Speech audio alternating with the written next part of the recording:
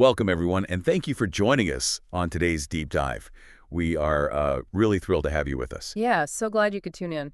Today, we are looking at a stack of profoundly fascinating notes, primarily drawing from a comprehensive Wikipedia article about a man who fundamentally reshaped the world we live in, and I mean that quite literally. Oh, absolutely. We are talking about Marcel Breuer, a Hungarian-American visionary. Hmm. This is a designer and architect who didn't just change the chairs we sit in, he completely altered the city skylines we look up at every single day. It is quite a legacy. I mean, we are looking at a career that spans decades and mediums, touching everything from the quiet intimacy of a residential living room to the imposing scale of government headquarters. And our mission for this deep dive is to trace that sweeping evolution. We want to follow Breuer's journey from being a young, radical student shaping wood and steel in Germany, all the way to becoming a master of monumental, heavy concrete in America. Okay, let's unpack this. Where does a story like this actually begin? It begins in a time and place fraught with complexity. Marcel Breuer, commonly known to his friends as Lajko. Lajko. Yeah, which is a diminutive of his middle name, Lajos. He was born in 1902 in Pécs, Hungary. At the time, that was part of the Austro-Hungarian Empire. Right. And he was born into a Jewish family, and it is crucial to understand the historical reality he was navigating as a young man.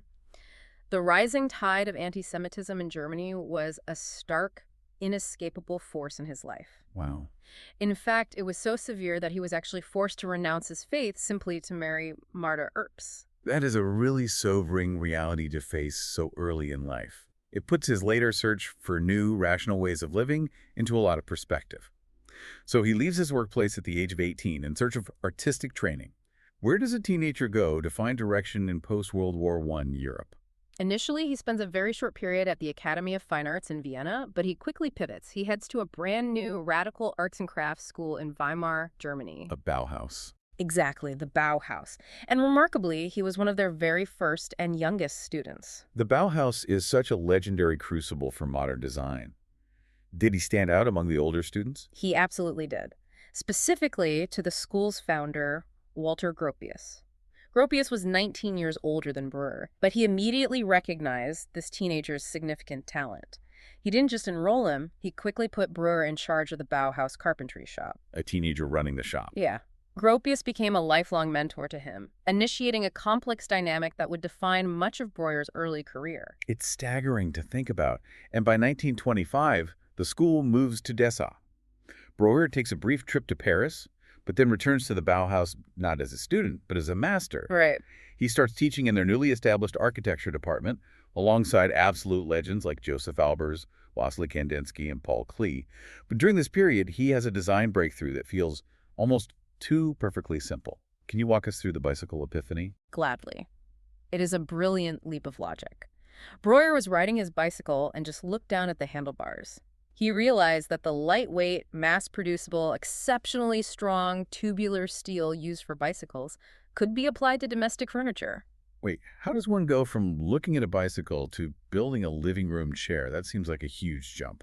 What's fascinating here is how Breuer was adapting influences from Dutch designers like Gerrit Rietveld and Theo van Doesburg. Ah, okay. Their work was highly geometric and elemental.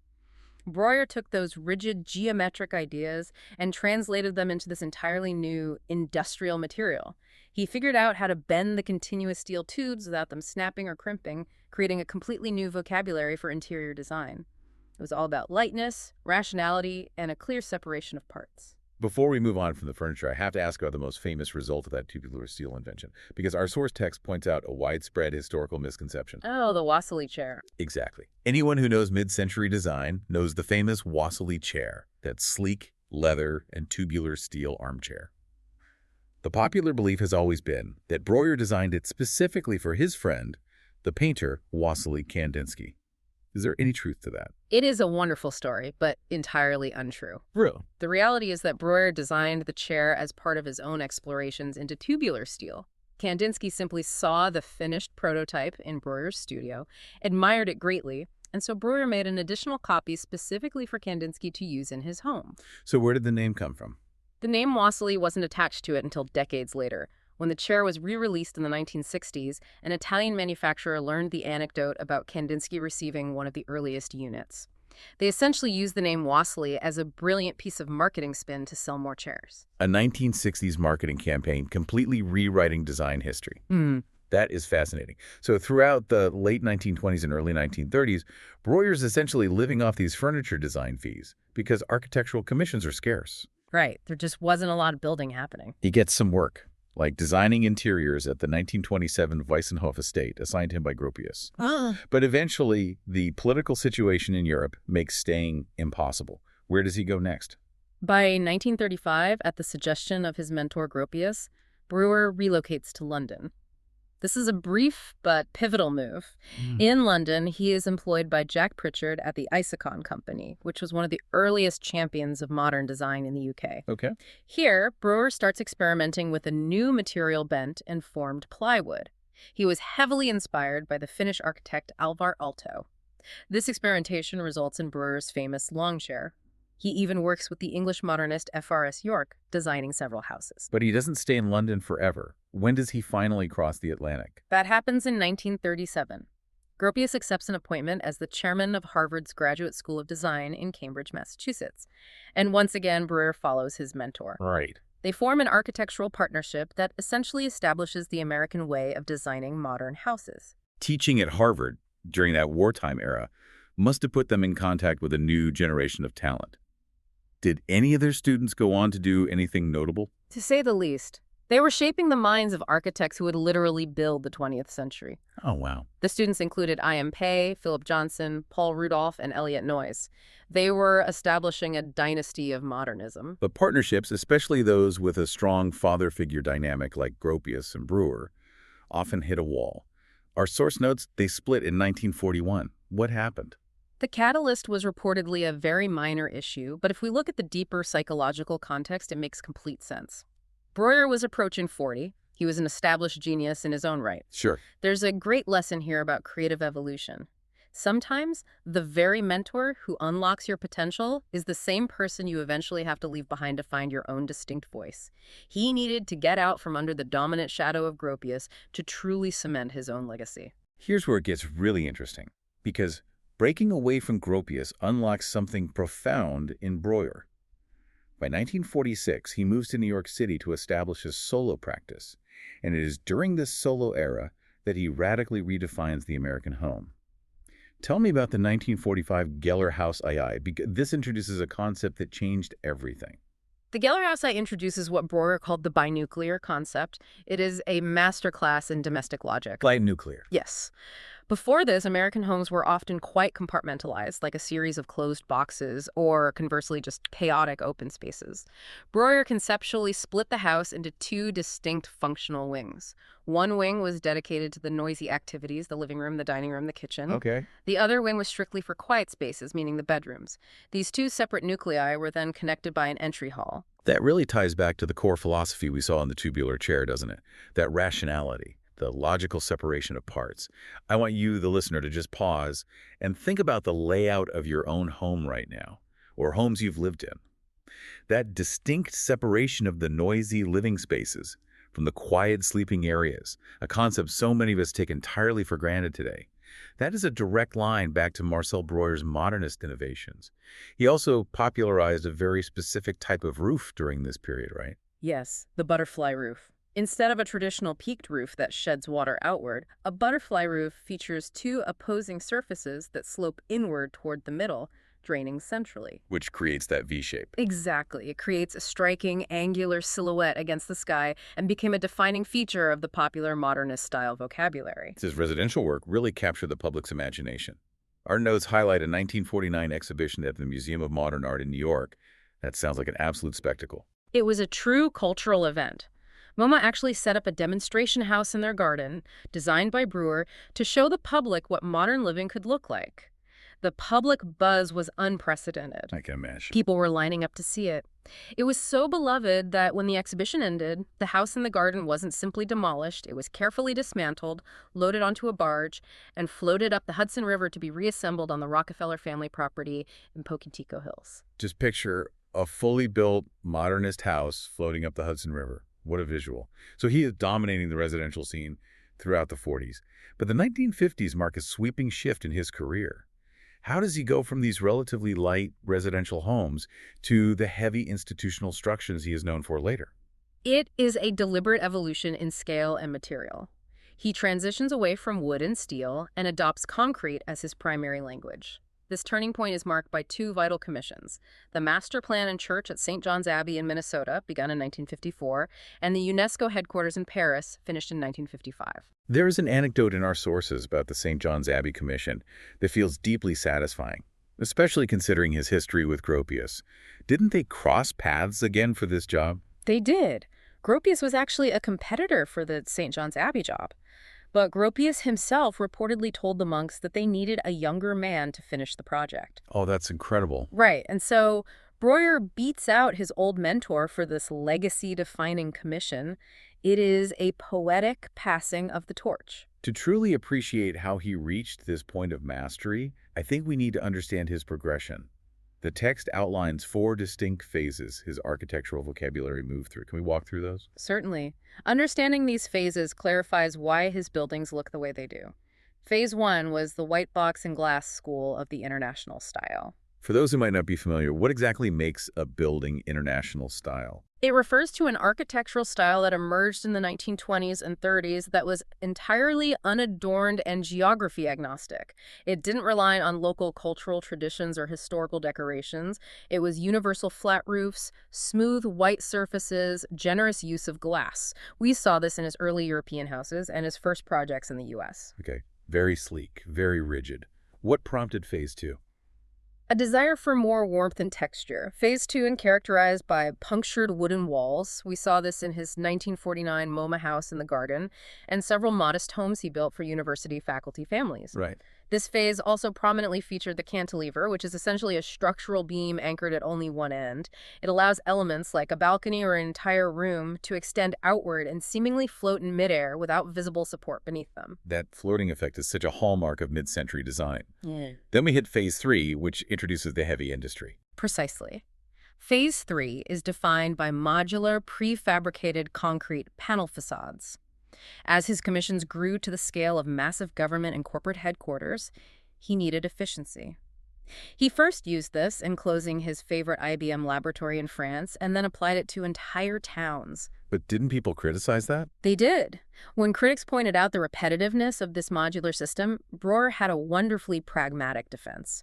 He told a professional friend, "I can't design a whole new system every Monday morning." That is the most brutally honest architectural quote I have ever heard. Which brings us to phase 4. Phase 4 is the era of stone and shaped concrete. He moved away from flat panels and began using board-formed concrete. And board-formed concrete is when they pour the wet concrete into wooden molds, correct? So when the mold is removed, the solid concrete permanently retains the texture and grain of the wood. Exactly. It gives a cold industrial material a remarkably organic, tactile quality. He used this technique for incredibly unique sculptural commissions. This includes his best-known project, the Met Breuer, formerly the Whitney Museum of American Art in Manhattan. He took concrete and turned it into a heavy, expressive art form. Now, building these sweeping concrete behemoths couldn't have been a one-man job. Who was working in his studio during this peak era? That is a vital part of his legacy. Breuer was a staunch champion of diversity within the architectural profession. He actively supported the Council for the Advancement of the Negro in Architecture, or ACAM. That's great to hear. Yes. He specifically employed Beverly Lorraine Green, who was recognized as the first African-American woman to be licensed as an architect in the United States. She worked as a draftsperson on a number of his significant projects in the 1950s, including the Grosse Pointe Public Library. It is excellent to see that kind of progressive action within his own studio. However, as we move into the later part of his career, specifically the late 1960s, the public reaction to his work becomes contentious. His adoption of heavy, unyielding concrete aligns with what became known as brutalism. Yes, brutalism. Let's look at the Robert C. Weaver Federal Building, the headquarters for the U.S. Department of Housing and Urban Development, or HUD, in Washington, D.C., completed in 1968. Now, as objective observers, we simply need to report how this was received historically, because the backlash was intense. It was polarizing, to put it mildly. While it received some initial praise from architectural circles, the text notes that it has faced widespread, enduring criticism from the people who actually work there. What were they saying? Former Secretary of HUD Jack Kemp once famously described the building as 10 floors of basement. Yeah. Another former secretary, Sean Donovan, stated bluntly that the building is among the most reviled in all of Washington, and with good reason. Many critics argued the design was unoriginal, essentially mimicking his previous work on the UNESCO headquarters without adapting to the specific environment of D.C. 10 floors of basement is a staggering critique. But 1968 was a wild year for him, full of extreme highs and crushing lows. If we connect this to the bigger picture, the irony of 1968 is truly profound. In the exact same year that Breuer is awarded the Gold Medal of the American Institute of Architects, which is their highest honor, awarded at their 100th annual convention, he is simultaneously facing a tidal wave of public outrage in New York City. What triggered the outrage in New York? He proposed building a multi-story modern office tower directly on top of Grand Central Terminal. On top of one of the most beloved historic buildings in the country? Yes, it was a proposition that galvanized the public and preservationists against him. The tower was never built, and proposing it cost Breuer many friends and supporters. But the historical impact of that specific failure cannot be overstated. How so? The fight over his Grand Central design went all the way to the U.S. Supreme Court. Its defeat there was a landmark victory that legally established the right of New York, and subsequently other cities, to protect their historic buildings from development. Breuer's unbuilt tower accidentally birthed the modern historic preservation movement. So what does this all mean? When you look back at his life from 1902 to his death in Manhattan in 1981, it is a staggering journey. His trajectory is a perfect reflection of the 20th century itself.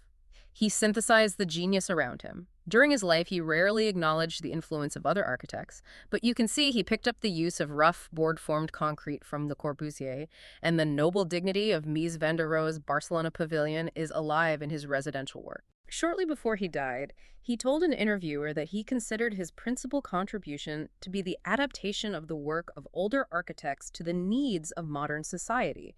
He was the great translator of modernism. And his cultural relevance hasn't faded. His legacy continues to surface in unexpected ways. For instance, Breuer was a partial inspiration for the character of Laszlo Toth in Brady Corbett's recent film The Brutalist. If you watch the film, several of the characters' furniture designs are highly reminiscent of Breuer's actual work, like the tubular steel chairs and a long chair. He remains in our cultural bloodstream. Which leaves us with a fascinating dynamic to consider. Architecture is arguably the only art form you truly cannot escape. It sits right in the middle of our daily lives, imposing itself on our commute, our workspaces, our homes. Public aesthetic tastes inevitably swing like a pendulum over the decades. What is considered a masterpiece today might be an eyesore tomorrow, and vice versa. That is a brilliant point. So here's a final thought for you to mull over. How should society handle the massive, unyielding, concrete, brutalist structures of the past? Knowing how fiercely tastes change over a generation, will the buildings currently dismissed as reviled or described as 10 floors of basement eventually become the fiercely protected, irreplaceable historic landmarks of tomorrow? It is something to think about the next time you walk past a heavy concrete facade in your city. Thank you so much for joining us on this deep dive into the extraordinary life and work of Marcel Breuer. We'll see you next time.